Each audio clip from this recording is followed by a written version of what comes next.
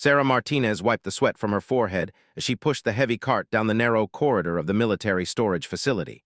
The wheels squeaked against the polished concrete floor, echoing through the underground bunker that housed some of the most sensitive equipment in the entire naval base. At 26, she had been working as a logistics specialist for 3 years, but the job still felt surreal sometimes. Growing up in a small farming town in Nebraska, she never imagined she would end up managing weapons and tactical gear for elite military units. The morning had started like any other. Sarah arrived at the Norfolk Naval Base at precisely 6:30, her coffee still steaming in the travel mug she clutched tightly against the October chill.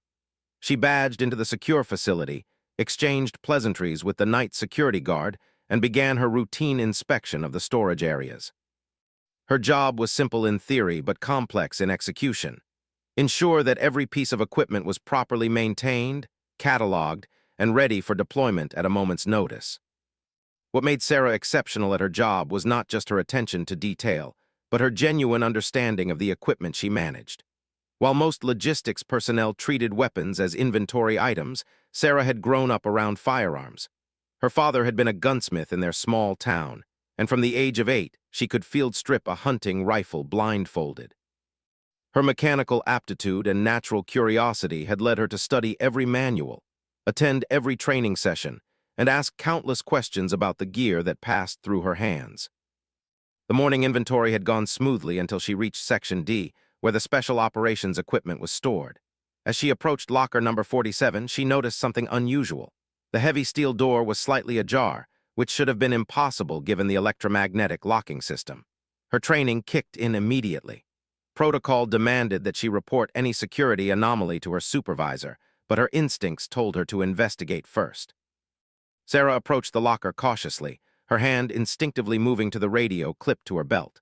The fluorescent lights hummed overhead, casting harsh shadows between the rows of identical storage units. She could hear her own breathing in the silence, steady and controlled despite the adrenaline beginning to course through her system. Years of working in secure facilities had taught her that even small irregularities could indicate serious problems. When she pulled the locker door open, her heart sank. The interior was a mess. Equipment that should have been secured in foam-lined cases was scattered across the shelves. Tactical vests hung askew, night vision goggles were tangled with communications gear, and in the center of the chaos, an M4 carbine lay partially disassembled with its bolt carrier group exposed. Sarah's first instinct was frustration. Someone had been in this locker without following proper procedures, and now she would spend hours documenting the disarray and ensuring nothing was missing or damaged. But as she began to assess the situation more carefully, she realized something was wrong with the rifle itself. The bolt was stuck in an awkward position, and she could see that someone had been attempting to clear what appeared to be a malfunction. She glanced at her watch. The morning briefing for the SEAL team that used this equipment was scheduled for 1000 hours, just 2 hours away. If this rifle was non-functional, it could compromise an entire training exercise or worse, an actual mission. Sarah faced a decision. She could follow protocol, report the malfunction, and wait for an armorer to address the problem, which might take hours or even days given the current backlog in the maintenance department. Or she could use her skills to fix the problem herself. The logical choice was clear, but Sarah had learned long ago that military logistics often required thinking beyond the manual. She pulled on a pair of latex gloves and carefully lifted the M4 from the locker. The weapon felt familiar in her hands despite being military issue rather than the civilian variants she had grown up with.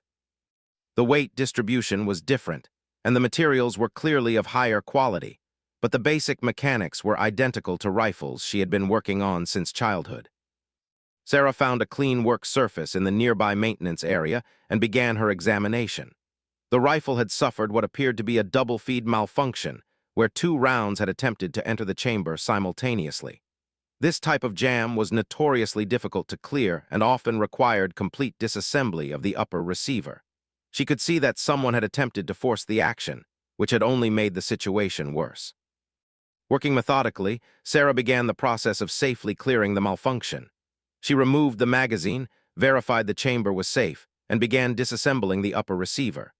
Her movements were precise and confident, each step flowing naturally into the next.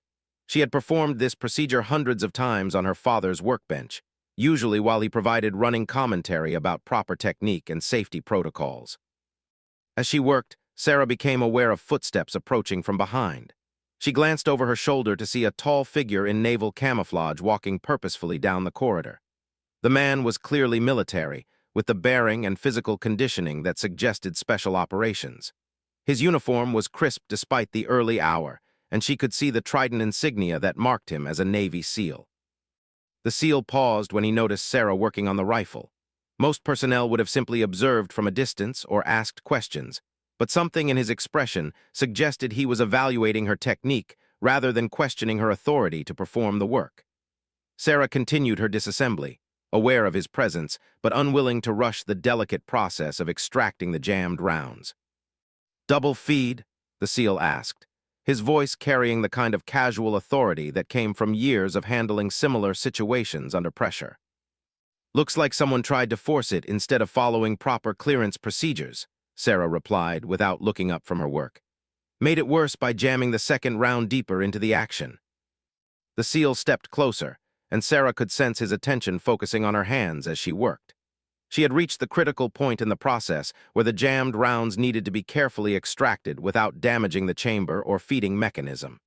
This was where most people made mistakes, either by using excessive force or by failing to maintain proper alignment of the components. Sarah used a specialized tool to gently pry the first round free, being careful not to deform the brass casing or scratch the chamber walls. The second round was more stubborn, wedged at an angle that required rotating the bolt carrier slightly while applying controlled pressure. She could feel the SEAL watching intently as she worked, but his presence was more curious than critical. The second round finally came free with a soft click, and Sarah immediately began reassembling the upper receiver. Her movements remained steady and deliberate, each component sliding into place with the precision that came from years of practice. She performed a function check to ensure the bolt cycled properly, then loaded a fresh magazine and chambered a round before engaging the safety. "How long have you been working on weapons?" the SEAL asked as Sarah completed her final inspection of the rifle. "Since I was 8, she replied, finally looking up to meet his eyes. "My father was a gunsmith back home in Nebraska, started me on .22s and worked up from there." The SEAL nodded approvingly. "That was textbook clearance technique. Most armorers I know would have taken twice as long and probably scratched the chamber in the process." Sarah felt a flush of pride at the compliment, but she kept her expression professional. "Just grew up around firearms, I guess. Same principles apply whether it's a hunting rifle or military hardware." "Mind if I ask what you're doing working logistics instead of being an armorer?" the SEAL continued. "With skills like that, you could probably write your own ticket in the maintenance department." The question caught Sarah off guard. She had never really considered pursuing a formal role as an armorer, despite her obvious aptitude for the work. Her current position provided steady employment and reasonable job security, but it often felt like she was underutilizing her abilities. Most days involved routine inventory management and basic equipment checks rather than the kind of hands-on technical work she genuinely enjoyed. "Never really thought about it seriously," she admitted. "I mean, I love working on weapons, but I figured the military probably had plenty of qualified armorers already." The SEAL smiled, and Sarah noticed that his entire demeanor seemed to relax slightly. "Trust me, good armorers are always in demand, especially ones who can work under pressure without supervision. What you just did probably saved our entire training schedule for today." As if to emphasize his point, the sound of approaching footsteps echoed through the corridor.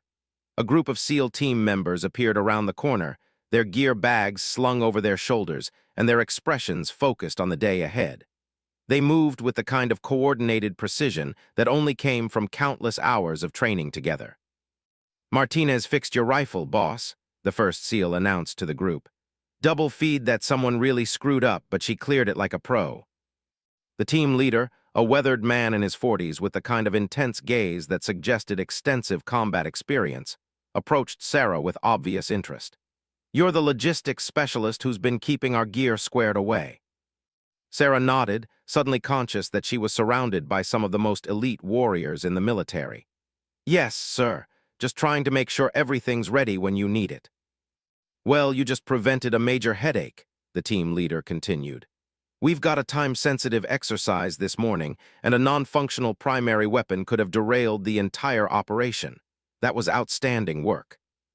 The praise from such an experienced operator was both thrilling and slightly overwhelming.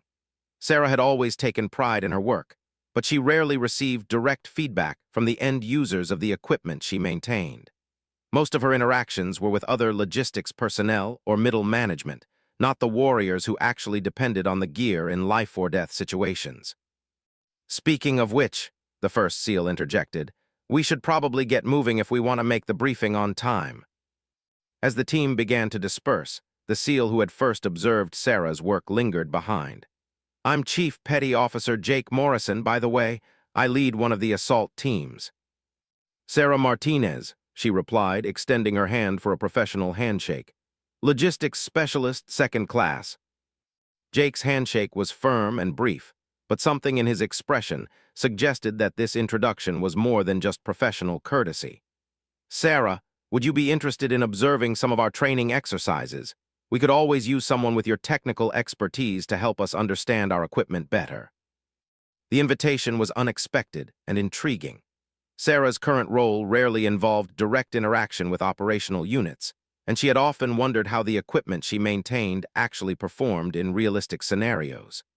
The opportunity to observe SEAL team training would not only satisfy her curiosity, but could also help her do her job more effectively.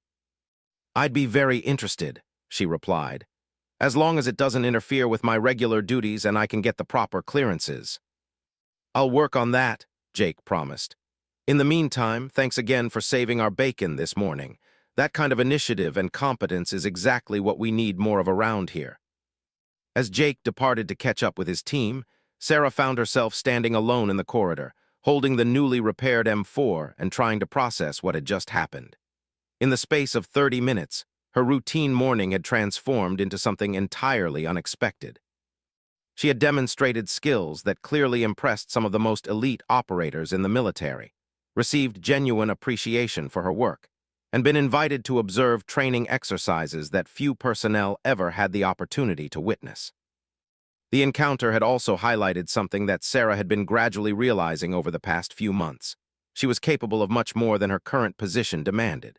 While she appreciated the stability and security of her logistics role, part of her craved the kind of hands-on technical challenges that would fully utilize her abilities. The brief interaction with Jake and his team had given her a glimpse of what that might look like. Sarah returned the repaired rifle to its proper position in the locker, ensuring that all the equipment was properly secured before closing the door. As she resumed her morning inventory routine, her mind kept returning to Jake's suggestion about observing training exercises. The possibility of working more closely with operational units was both exciting and slightly intimidating, but it represented the kind of professional growth she had been seeking without quite knowing how to pursue it. 3 days later, Sarah received the call she had been hopping for but hadn't quite expected. Jake Morrison's voice came through her desk phone with the kind of crisp professionalism that characterized most military communications, but she detected an undertone of enthusiasm that suggested he was genuinely pleased to be making the call. Martinez, I've got good news. Your supervisor approved your participation in our training observation program, and security cleared you for access to the exercise areas. Can you meet me at the Special Operations Training Facility at 0800 tomorrow? Sarah felt a surge of excitement mixed with nervousness. Absolutely, Chief. What should I expect, and is there any special gear I need to bring? Just your regular uniform and safety equipment. We'll provide everything else you need. Fair warning, though, these exercises can be pretty intense. We're running a hostage rescue simulation that involves live-fire drills and explosive breaching. You'll be observing from a safe distance, but it's still going to be loud and chaotic. The prospect of witnessing actual SEAL training was thrilling beyond anything Sarah had imagined when she first entered military logistics. Most personnel spent their entire careers without ever seeing special operations teams in action, and she was being invited to observe one of their most challenging exercises. That evening, Sarah found herself unable to sleep despite her exhaustion from the day's work. She kept replaying the conversation with Jake, analyzing every word for clues about what to expect. Part of her wondered if this invitation was purely professional or if there were personal motivations involved. but she forced herself to focus on the opportunity rather than the ambiguity. The next morning arrived with unseasonable warmth for October in Virginia. Sarah arrived at the training facility 15 minutes early, a habit ingrained by years of military service. The building was significantly more imposing than the logistics centers she was accustomed to, with reinforced concrete walls, minimal windows, and security measures that clearly indicated the sensitive nature of the activities conducted inside. Jake met her at the main entrance, and Sarah was struck by how different he appeared in his training gear.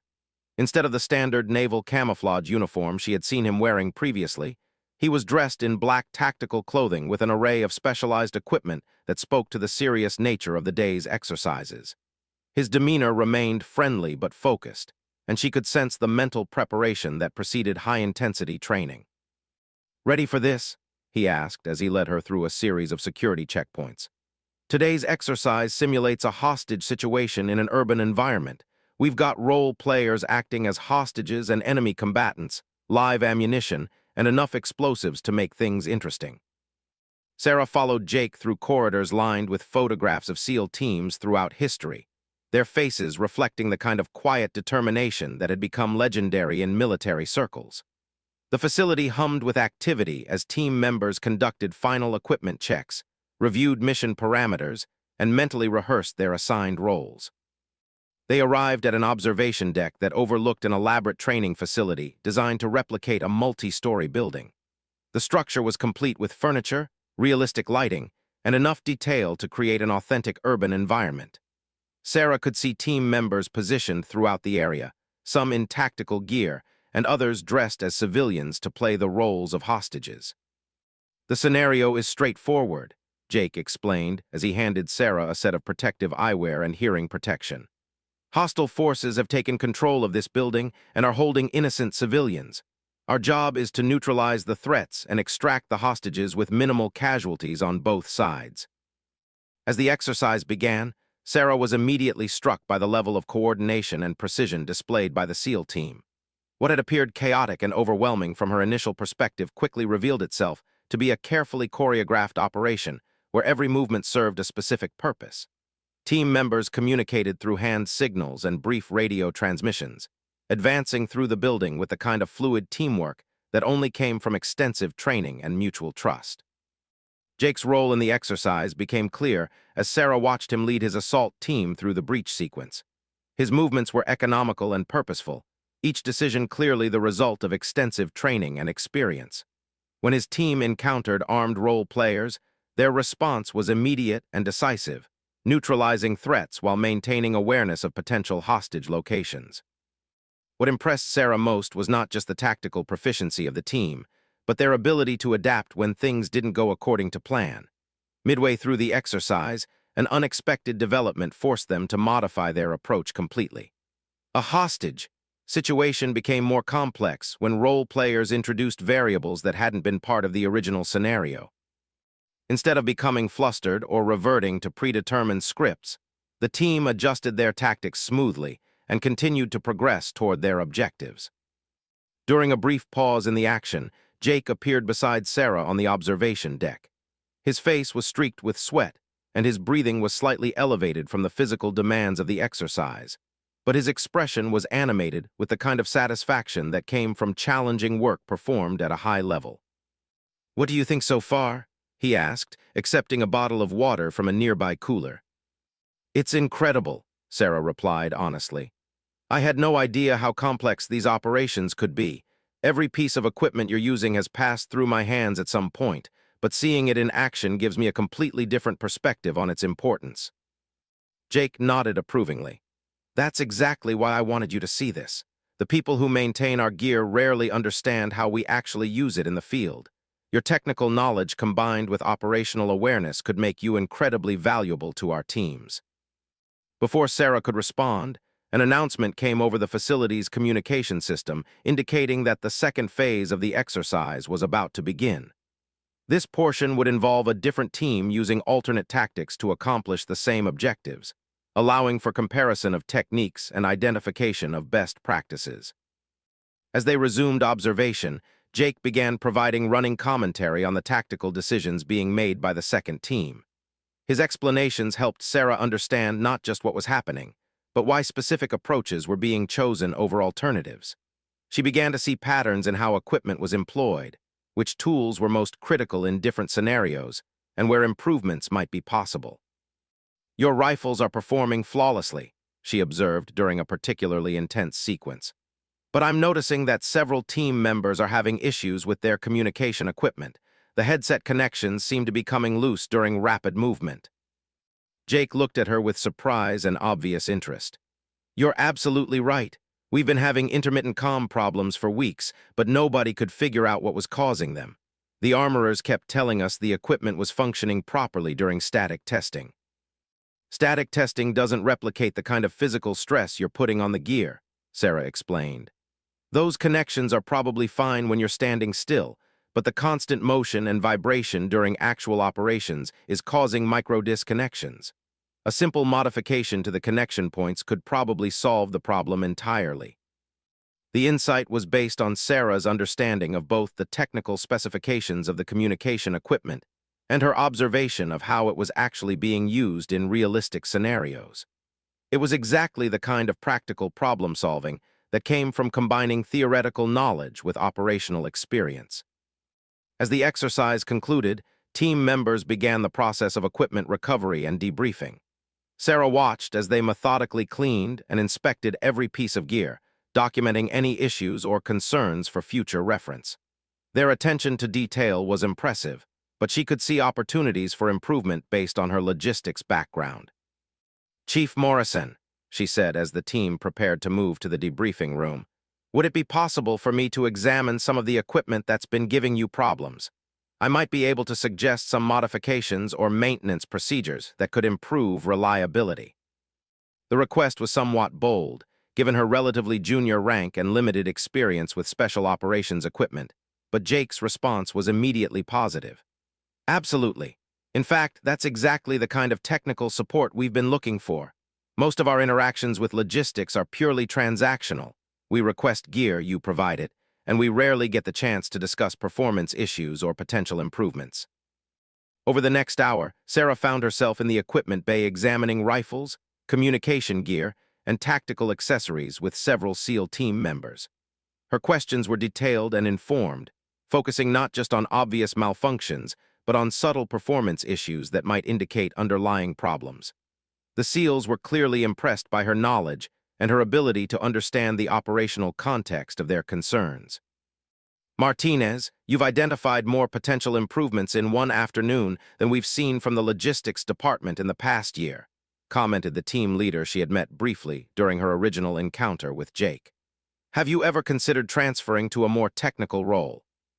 The question was similar to what Jake had asked initially, but coming from someone with obvious command authority, it carried additional weight. Sarah realized that her impromptu involvement in equipment analysis was being viewed as something more than casual assistance. It was beginning to look like a potential career opportunity.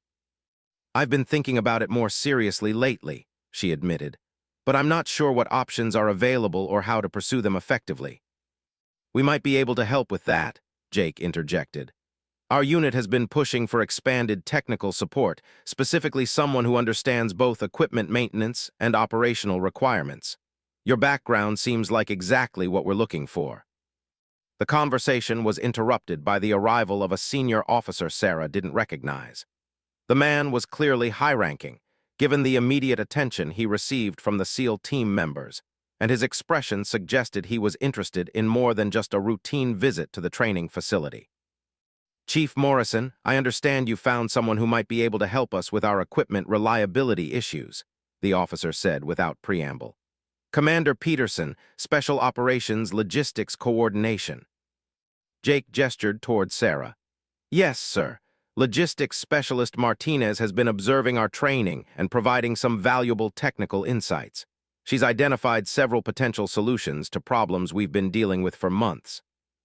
Commander Peterson studied Sarah with a kind of measured evaluation that suggested he was considering possibilities beyond the immediate situation. "Specialist Martinez, I've been hearing good things about your work. Would you be interested in discussing some expanded responsibilities that might make better use of your technical capabilities?" The offer was unexpected and significant.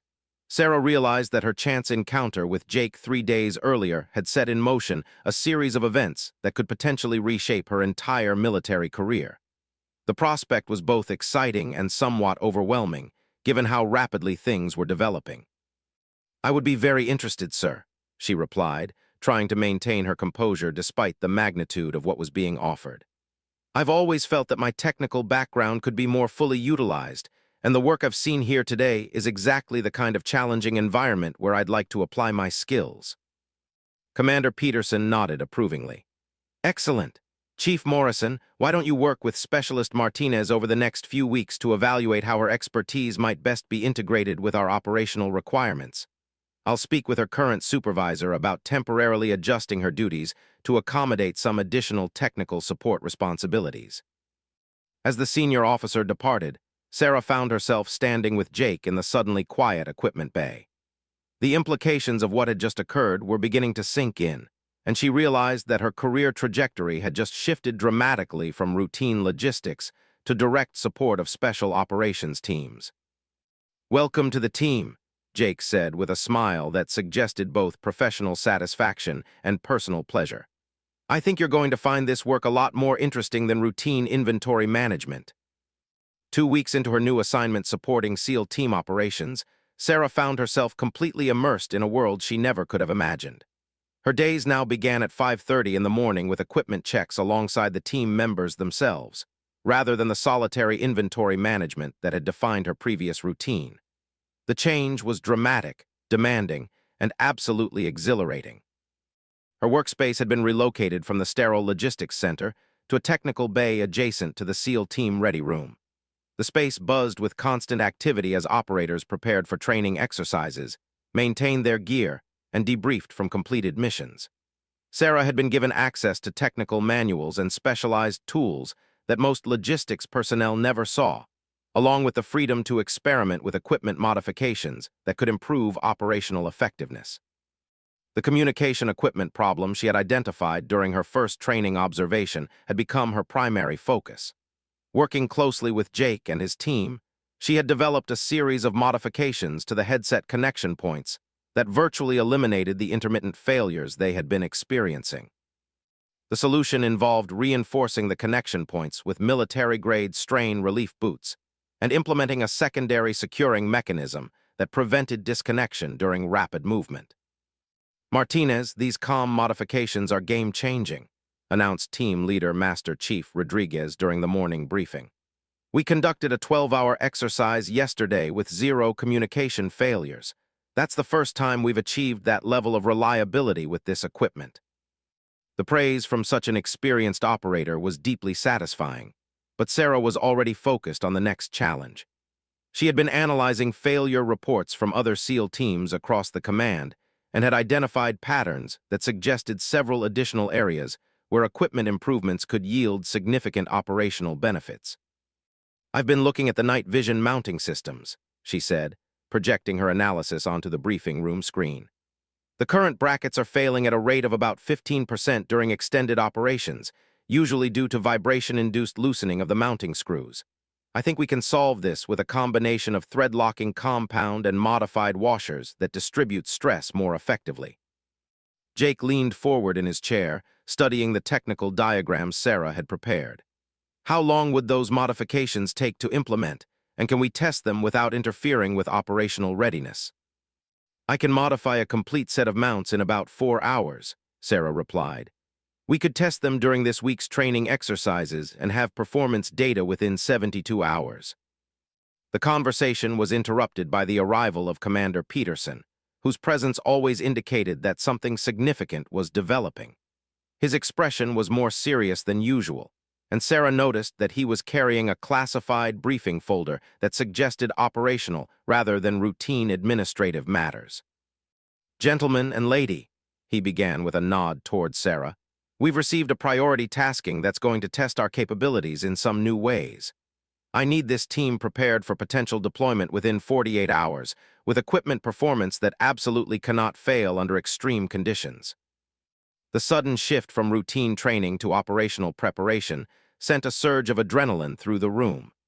Sarah had been supporting training exercises and equipment development, but the possibility of her work directly impacting actual missions added a new dimension of responsibility and urgency. "What kind of environmental challenges should we expect, sir?" Jake asked, his demeanor instantly shifting into the focused intensity that characterized pre-deployment preparations. "Extended operation in maritime conditions with limited resupply opportunities," Commander Peterson replied. "Saltwater exposure, high humidity, temperature extremes, and the possibility of equipment being submerged during infiltration. Every piece of gear needs to function flawlessly for up to 5 days without maintenance support." Sarah's mind immediately began racing through the implications of those requirements. Many of the electronic systems the team relied upon were not rated for extended saltwater exposure, and several critical components would require additional protection to maintain functionality in such harsh conditions.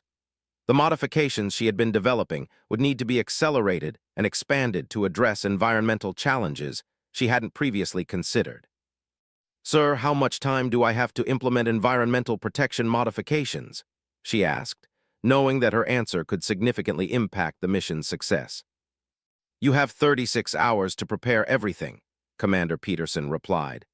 "I know that's an extremely tight timeline, but the intelligence window for this operation won't remain open indefinitely."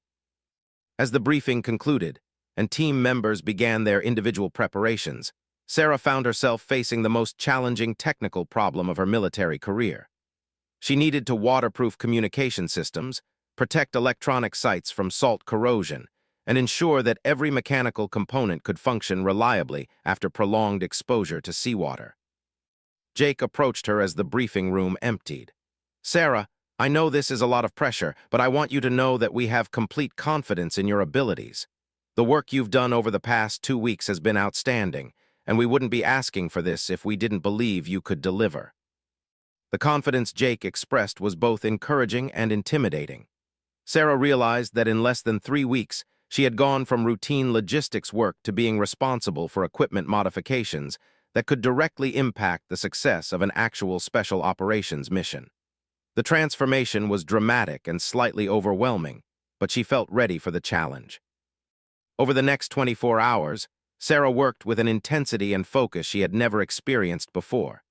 She completely disassembled every piece of electronic equipment, applied specialized protective coatings to circuit boards, replaced standard components with corrosion-resistant alternatives, and implemented redundant sealing systems to prevent water intrusion. Her father's gunsmith workshop had taught her to work with precision and patience, but this project demanded speed without compromising quality. Jake checked on her progress regularly, bringing coffee and meals that she would have otherwise forgotten to consume. His presence was supportive without being intrusive, and Sarah found his confidence in her abilities to be genuinely motivating. She was also increasingly aware that their professional relationship had developed personal dimensions that went beyond the immediate technical challenges. "How are things progressing?" he asked during one of his visits to her workshop area. "Better than expected," Sarah replied, looking up from a communication unit she was reassembling. "I've been able to improve the water resistance rating on most of the electronics, and I think I've found solutions for the corrosion issues. The biggest challenge is going to be testing everything thoroughly enough to be confident in the modifications." "What kind of testing do you need?" Jake asked, and Sarah could see that he was already thinking about how to make it happen. "Ideally, I'd like to simulate the actual environmental conditions you'll be facing. Saltwater immersion, temperature cycling, vibration testing, and functional verification under stress. Most of that equipment is available in the environmental testing lab, but getting access on short notice might be challenging." Jake smiled with the kind of confidence that suggested he had already anticipated this need. "Leave that to me. I'll have the testing lab reserved for tonight, and we can run everything through a complete evaluation cycle." That evening, Sarah found herself in the environmental testing laboratory with Jake and 2 other team members, subjecting her modified equipment to conditions that replicated the harsh maritime environment they would soon face. The testing was comprehensive and demanding, pushing every component to its operational limits and beyond. The communication systems performed flawlessly through saltwater immersion tests that would have destroyed unmodified equipment. The night vision mounts showed no signs of loosening after vibration testing that simulated hours of intensive movement. Electronic components continued to function normally after temperature cycling that replicated the extreme conditions they might encounter during the mission. "Sarah, this is incredible work," commented Team Member Petty Officer First Class Thompson as he examined a waterproofed radio that had just completed a 2-hour submersion test. "I've never seen logistics support at this level. You've essentially custom-engineered solutions for problems most people don't even know exist." The praise from Thompson carried particular weight because he was known throughout the command for his technical expertise and demanding standards. If he was impressed by her work, Sarah knew she had achieved something significant. As the testing concluded successfully, Jake approached her with an expression that combined professional satisfaction with something more personal. "Sarah, I need to tell you something. What you've accomplished over the past day goes far beyond normal equipment support. You've potentially made the difference between mission success and failure, and everyone on the team recognizes that." The acknowledgement was deeply meaningful, but Sarah was also aware that their relationship had evolved beyond purely professional boundaries. Working together under intense pressure had created a connection that both of them seemed to feel, but neither had directly addressed. "Jake, I need to ask you something," she said, her voice reflecting both confidence and uncertainty. "Is this assignment going to change things between us? I mean professionally and otherwise." Jake paused thoughtfully before responding. "Sarah, I want to be completely honest with you. Working with you over these past few weeks has been incredible, both professionally and personally. But right now, I need to focus entirely on the mission ahead. When we get back, I'd very much like to explore where this might lead." The conversation was interrupted by the arrival of Commander Peterson, who had come to personally inspect the modified equipment before final mission preparations. His examination was thorough and detailed, reflecting the critical importance of equipment reliability during special operations. "Outstanding work, Specialist Martinez," he concluded after completing his inspection. "I'm recommending you for immediate advancement and permanent assignment to our technical support team. This level of capability and dedication is exactly what we need to maintain our operational edge." As the team members departed to complete their final preparations, Sarah found herself alone with equipment that represented weeks of intensive work and learning. In less than a month, she had transformed from a routine logistics specialist to a critical member of a special operations support team. The journey had been unexpected, challenging, and professionally fulfilling in ways she had never imagined possible. More importantly, she had discovered capabilities within herself that she hadn't known existed. The combination of technical knowledge, operational awareness, and ability to perform under pressure had created opportunities that extended far beyond anything she had originally envisioned for her military career. Tomorrow, Jake and his team would depart on a mission where her work could mean the difference between success and failure. The responsibility was significant, but Sarah felt confident that she had provided them with every possible advantage that technical expertise could offer. The 5 days that followed Jake's deployment were the longest of Sarah's military career. She maintained her regular duties supporting other teams and continuing equipment development projects, but her thoughts constantly returned to the modified gear she had prepared and the operators who were depending on it in unknown conditions somewhere across the globe. Sarah had been given minimal information about the mission specifics, which was standard protocol for personnel not directly involved in operations. What she did know was that the team had deployed for a maritime infiltration mission requiring extended periods without resupply or maintenance support. Every piece of equipment she had modified was now being tested under real-world conditions that could never be fully replicated in laboratory settings. Commander Peterson had established a routine of brief daily check-ins with Sarah, ostensibly to discuss ongoing projects, but clearly also to gauge her state of mind during her first experience supporting an active deployment. His approach was professional but understanding, reflecting his awareness that the transition from routine logistics to operational support involved psychological adjustments as well as technical challenges. "Any word from the team?" Sarah asked during one of these conversations, trying to keep her tone casual despite her obvious concern. "Communication protocols during this type of operation are highly restricted," Commander Peterson replied diplomatically. But I can tell you that we haven't received any requests for emergency equipment replacement or technical support, which suggests everything is functioning as intended. The indirect reassurance was helpful, but Sarah found herself analyzing every aspect of her modifications, wondering if she had overlooked potential failure modes or environmental factors that could compromise equipment performance. She had performed the most thorough testing possible given the time constraints, but real-world operations inevitably presented challenges that laboratory conditions couldn't anticipate. On the fourth day of the deployment, Sarah was working late in her technical bay when she received an encrypted communication that made her heart skip a beat. The message was brief and coded, but it confirmed that the team had encountered significant challenges and was operating under conditions even more demanding than originally anticipated. The communication didn't specify equipment problems, but it did indicate that the mission timeline had been extended and that environmental conditions were more severe than intelligence estimates had suggested. Sarah immediately began reviewing her equipment modifications, looking for potential improvements that could be implemented for future operations. Her analysis was interrupted by the arrival of Master Chief Rodriguez, who rarely appeared in the technical areas unless something significant was developing. His expression was serious but not alarmed, suggesting that he was dealing with operational complexities rather than emergency situations.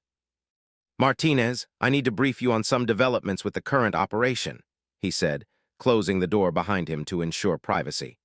"The team has encountered environmental conditions that are pushing equipment performance beyond normal parameters. So far, your modifications are holding up remarkably well, but we may need to consider additional protective measures for future similar operations." The feedback was simultaneously reassuring and concerning. Sarah was pleased that her work was performing as intended, but the indication that conditions were more severe than anticipated suggested that the team was facing greater challenges than originally expected. "What kind of additional environmental factors are we talking about, Master Chief?" she asked, already thinking through potential solutions.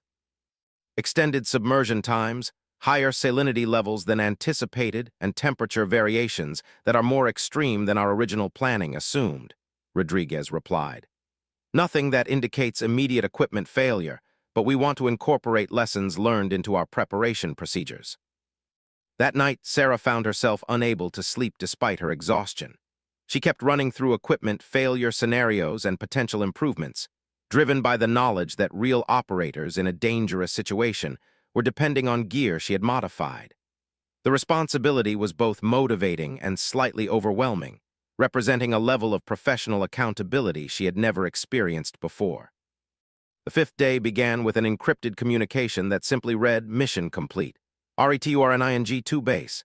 ETA 1800 hours." Sarah felt a surge of relief so intense that she had to sit down for a moment to compose herself. The team was safe, the mission had been successful, and her equipment modifications had apparently performed adequately under the most demanding conditions possible.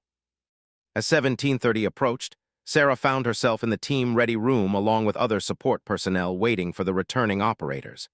The atmosphere was characterized by the kind of controlled excitement that accompanied successful completion of challenging missions. Everyone present understood that they had been part of something significant, even if their individual contributions varied in scope and visibility. When Jake and his team finally arrived, they looked exactly like Sarah expected operators to appear after 5 days of intensive maritime operations. Their gear was salt-stained and showing signs of hard use. Their faces reflected both exhaustion and satisfaction, and their movements carried the controlled energy that came from successful mission completion under difficult conditions. Jake's eyes immediately found Sarah in the group of waiting personnel, and his smile conveyed both professional gratitude and personal relief at seeing her again. The modifications she had implemented were clearly visible on the equipment the team was carrying, and she could see that everything appeared to be intact and functional despite obvious hard use. "Equipment Performance Report," Master Chief Rodriguez announced formally. "All electronic systems functioned flawlessly throughout the operation. Communication equipment maintained connectivity during 3 separate extended submersion periods. Night vision systems operated normally despite salt spray exposure that would have degraded unmodified equipment. No mechanical failures attributed to environmental conditions." The formal report was deeply satisfying from a professional standpoint, but Sarah was more interested in the informal feedback she was receiving from individual team members. Their expressions and body language clearly indicated that her work had made a meaningful difference in their operational effectiveness and safety. "Martinez, I need to debrief with you privately about equipment performance," Jake announced as the formal reception concluded. "There are some specific observations that could influence future modifications." As the ready room emptied, Sarah found herself alone with Jake for the first time since his departure 5 days earlier. The environment felt different somehow, charged with the kind of intensity that came from shared experiences and mutual dependence under challenging conditions. "Sarah, I need you to understand what your work meant to us out there," Jake began, his tone reflecting both professional respect and personal appreciation. "We encountered conditions that would have compromised standard equipment multiple times. The communication system saved our mission when we had to coordinate a complex extraction under adverse conditions. The night vision modifications allowed us to maintain operational effectiveness during weather that should have been mission-limiting." The specific feedback was exactly what Sarah needed to hear from a technical standpoint, but she was also aware that Jake's manner suggested he wanted to discuss more than just equipment performance. The 5 days of separation had apparently been as significant for him as they had been for her, creating a sense of connection that extended beyond their professional relationship. "Jake, I have to tell you that waiting for you to return was one of the most challenging experiences I've had in the military," she said honestly. "Knowing that people I care about were depending on my work in life-or-death situations gave me a completely different perspective on what we're doing here." Jake stepped closer, and Sarah could see that his expression had shifted from professional gratitude to something more personal and immediate. "Sarah, these past few weeks working with you have been incredible, and the 5 days away made me realize that my feelings go well beyond professional respect." Before Sarah could respond, Jake continued with the kind of direct honesty that characterized military communication at its best. "I know that relationships between people in our positions can be complicated, but I want to explore where this might lead. You become too important to me personally for me to pretend otherwise." The declaration was both anticipated and surprising in its directness. Sarah had been aware of the developing connection between them, but hearing Jake express his feelings so clearly forced her to confront her own emotions and the potential implications of pursuing a personal relationship with someone she worked with so closely. "I feel the same way," she replied after a moment of consideration.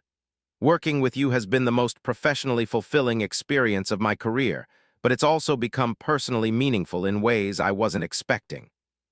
Their conversation was interrupted by the return of Commander Peterson, whose timing suggested that he had been waiting for an appropriate moment to conduct his own debrief with Sarah. His expression was serious but positive, indicating that he had significant things to discuss regarding her future role and responsibilities. "Martinez, I need to speak with you about some career opportunities that have developed based on your performance over the past few weeks," he announced without preamble. "Your work has attracted attention at levels well above this command, and there are several potential assignments that would make full use of your capabilities." The indication of expanded opportunities was exciting, but also somewhat overwhelming. Sarah realized that her chance encounter with Jake just 3 weeks earlier had initiated a series of changes that were reshaping not just her immediate duties, but her entire career trajectory within the military. "What kind of opportunities are we talking about, sir?" she asked, trying to maintain her composure despite the magnitude of what was apparently being offered. "Advanced technical training, potential leadership roles in special operations logistics, and the possibility of developing new equipment support protocols for the entire special operations community," Commander Peterson replied. "Your combination of technical expertise and operational awareness is exactly what we need to maintain our technological advantage." As Commander Peterson departed, leaving Sarah and Jake alone once again, she found herself contemplating changes that went far beyond anything she had imagined when she first cleared that jammed M4 rifle. Her career, her professional relationships, and her personal life had all been transformed by a series of events that began with her willingness to solve a technical problem that could have been someone else's responsibility. "So where do we go from here?" Jake asked, clearly referring to both their professional collaboration and their personal relationship. Sarah considered the question carefully before responding.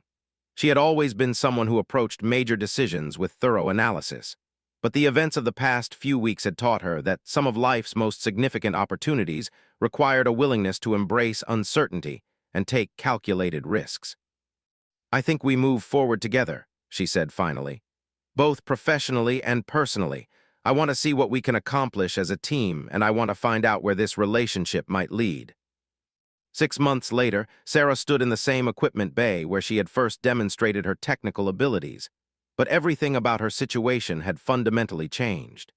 She now wore the insignia of a petty officer first class, having been promoted ahead of schedule based on her exceptional performance supporting special operations. More significantly, she had been selected to lead a new technical support division that would provide advanced equipment modification services to SEAL teams throughout the Atlantic Fleet. The equipment bay itself had been expanded and modernized based on her recommendations, featuring specialized workbenches, advanced testing equipment, and a complete inventory of components needed to modify standard military gear for special operations requirements. What had begun as an improvised workspace had evolved into a sophisticated facility that served as a model for similar operations at other bases. Sarah's relationship with Jake had also evolved naturally over the intervening months. Their professional collaboration had deepened as they worked together on increasingly complex equipment challenges, while their personal relationship had developed with the kind of careful consideration that both of them brought to important decisions. They had been officially dating for 3 months, having navigated the administrative requirements and command approval necessary for relationships between personnel in their positions. The morning's agenda included briefing a visiting delegation of senior officers who were evaluating the expansion of Sarah's technical support model to other commands. The success of her modifications had attracted attention throughout the special operations community, and several other bases were interested in implementing similar capabilities. "Ready for the dog and pony show?" Jake asked as he joined Sarah in reviewing the presentation materials they had prepared for the visiting officials. "As ready as I can be," Sarah replied, checking her uniform one final time. "It's still hard to believe that something that started with a jammed rifle has led to all this." The briefing room filled gradually with an impressive array of senior officers representing various aspects of special operations logistics and equipment development. Sarah recognized several faces from previous meetings, but the group also included personnel from commands she had only heard about in rumors and classified briefings. Commander Peterson opened the session with an overview of Sarah's program and its impact on operational effectiveness.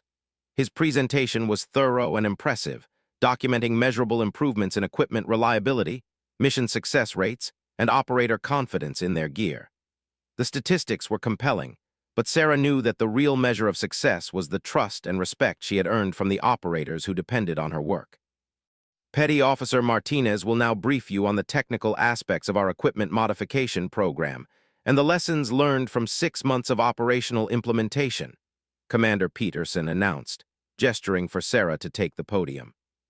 Sarah had briefed senior officers before during her tenure in the program, but this audience represented the most significant gathering she had addressed. The group included individuals with the authority to expand her work throughout the entire special operations community, potentially impacting thousands of personnel and hundreds of missions. 6 months ago, our team was experiencing a 15% failure rate with critical communication equipment during extended maritime operations. Sarah began, displaying the baseline performance data on the briefing room screen. "Today, that failure rate has been reduced to less than 2%, and we have achieved similar improvements across multiple equipment categories."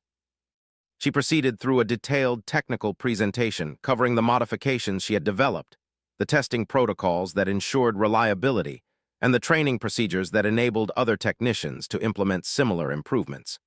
The audience was clearly engaged, asking detailed questions that demonstrated both technical understanding and operational experience. "The key innovation," Sarah continued, "was shifting from a reactive maintenance model to a predictive modification approach. Instead of waiting for equipment to fail and then replacing it, we analyze operational stresses and modify equipment before deployment to ensure optimal performance under expected conditions." Captain Williams, a senior officer from Special Operations Command, leaned forward with obvious interest. Petty Officer Martinez, what would be required to implement this approach at other installations? Are we talking about specialized facilities, additional personnel, or primarily training existing staff? The question was exactly what Sarah had been hoping to address. Sir, the program can be scaled efficiently using existing personnel and facilities with appropriate modifications. The critical factors are access to specialized components, advanced testing equipment, and comprehensive training for technical staff. Most importantly, the program requires close collaboration between logistics personnel and operational teams to ensure modifications address real-world requirements. As the formal briefing concluded, Sarah found herself surrounded by senior officers asking detailed questions about implementation timelines, resource requirements, and expected performance improvements. The level of interest was gratifying but also somewhat overwhelming, representing potential responsibilities that would extend her influence far beyond her current assignment. Jake appeared beside her as the crowd of officials began to disperse, his expression reflecting both pride in her performance and awareness of the significant opportunities that were clearly developing. "How do you feel about the possibility of expanding this program fleet-wide?" he asked quietly. "Excited but also a little apprehensive," Sarah admitted. "It would mean traveling to other bases, training personnel, and probably spending significant time away from here, away from you." The concern was legitimate and had been weighing on Sarah's mind as the scope of her program's success became apparent. Professional opportunities that could significantly advance her career might also complicate the personal relationship that had become increasingly important to her. "Sarah, we need to talk about something," Jake said, his tone suggesting that he had been thinking about similar issues. "I've been offered a position with the instructor staff at the Naval Special Warfare Training Center. It would mean a permanent change of station, but it would also mean we could potentially be at the same location regardless of how your career develops." The revelation was unexpected and significant. Instructor positions at the training center were highly sought after and typically led to accelerated career advancement. For Jake to receive such an offer indicated that his own performance had attracted favorable attention from senior leadership. Commander Peterson approached them as they were discussing Jake's opportunity. "Martinez, I have some news that might influence your planning. The program you've developed has been selected for implementation at 6 additional installations over the next 18 months. Command is offering you the choice of leading the expansion effort personally or training others to implement it while you remain here in a supervisory role." The options represented fundamentally different career paths. Leading the expansion effort would provide unprecedented experience and visibility, but would require extensive travel and temporary assignments. Remaining in a supervisory role would allow for greater stability, but might limit her exposure to the broader special operations community. "Sir, how much time do I have to make this decision?" Sarah asked, knowing that she needed to consider not just professional factors, but also the personal implications of either choice. 2 weeks, Commander Peterson replied.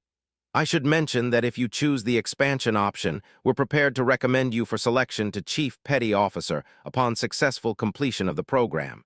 That would represent a significant acceleration of your normal career timeline." As Commander Peterson departed, Sarah found herself contemplating choices that would have been unimaginable just 6 months earlier. Her technical skills and operational experience had created opportunities for advancement and influence that extended far beyond anything she had originally envisioned for her military career. "What are you thinking?" Jake asked, clearly aware of the complexity of the decision she was facing. "I'm thinking that 6 months ago I was worried about routine inventory management, and now I'm being offered the chance to influence special operations logistics throughout the entire fleet," Sarah replied. "It's incredible, but it's also a little overwhelming." Jake nodded thoughtfully. "You know what I think? I think you've earned these opportunities through exceptional work and dedication. Whatever you decide, I want to support it completely. If you take the expansion assignment, we'll figure out how to make our relationship work despite the challenges. If you stay here, we'll build something amazing together at this command."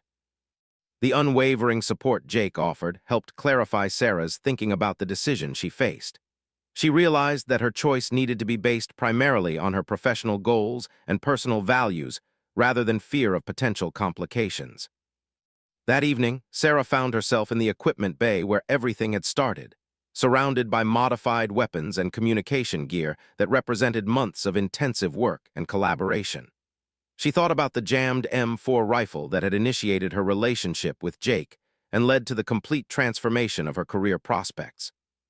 The young woman who had arrived at work 6 months earlier to perform routine logistics duties had been competent and dedicated, but largely unaware of her own potential. The person she had become was confident in her abilities, clear about her professional goals, and committed to both personal and professional relationships that challenged her to grow and excel. Sarah's phone buzzed with a text message from Jake. "Whatever you decide about the assignment, I want you to know that meeting you was the best thing that happened to me this year, both professionally and personally." Reading his message, Sarah realized that she had already made her decision. She would accept the expansion assignment, lead the implementation of her program throughout the fleet, and build the kind of career that would allow her to make meaningful contributions to the special operations community. She would also commit completely to her relationship with Jake, confident that their connection was strong enough to survive the challenges of military careers and geographic separation. The next morning, Sarah walked into Commander Peterson's office with the confidence that had become characteristic of her approach to both professional and personal decisions. "Sir, I accept the expansion assignment. I want to lead the implementation of this program throughout the fleet, and I'm ready to begin immediately." Commander Peterson smiled with obvious satisfaction. "Outstanding choice, Martinez. You're going to do incredible things for our community, and I'm proud to have been part of getting you started." As Sarah left the commander's office, she passed the storage facility where she had first encountered Jake 6 months earlier. The corridor looked exactly the same, but everything else about her life had changed completely. She had discovered capabilities she hadn't known she possessed, built relationships that challenged and supported her growth, and created opportunities for influence and advancement that extended far beyond her original expectations. Most importantly, she had learned that taking initiative when faced with challenging situations could lead to transformations that were both personally fulfilling and professionally significant. The jammed rifle that had started everything was now just one of hundreds of successful equipment modifications, but it remained the symbol of her willingness to step beyond routine responsibilities and pursue excellence in everything she undertook.